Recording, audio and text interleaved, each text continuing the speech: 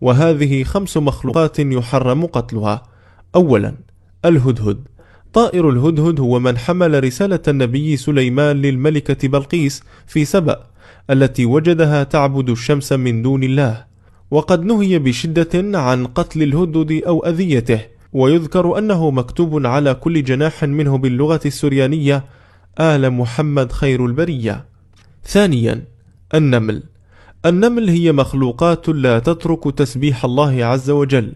وأما الشيء الآخر الرئيسي لنهي قتل النمل فيرجع إلى قبول الله دعاء نملة دعت ربها بإنزال المطر في القحط، وقد خرج الناس من أجل الدعاء بالاستسقاء، وقد رأى سليمان النملة باسطة يديها للسماء تقول: اللهم إنا خلق من خلقك لا غنى بنا عن فضلك. فلما سمعها النبي سليمان أخبر الناس بالتوقف عن الدعاء، لأن الله أسقاكم بدعاء غيركم.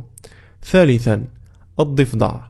والضفدع منهي عن قتله، فقد كان يرش الماء على النار التي قذف فيها النبي إبراهيم بأمر من النمرود، حتى تضرر الضفدع بالحرق بسبب الاقتراب من النار في محاولة إخمادها بالماء، وهو الحيوان الوحيد الذي أذن الله له بفعل ذلك. كما أن هناك سببا آخر لعدم جواز قتله، كون نقيق الضفدع تسبيح. رابعا، النحل.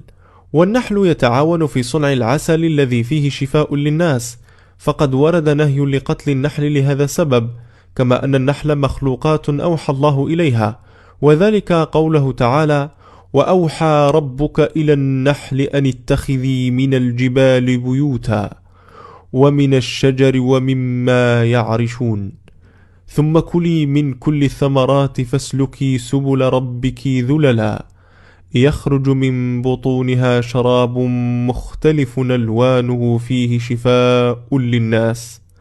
خامسا، الصرد.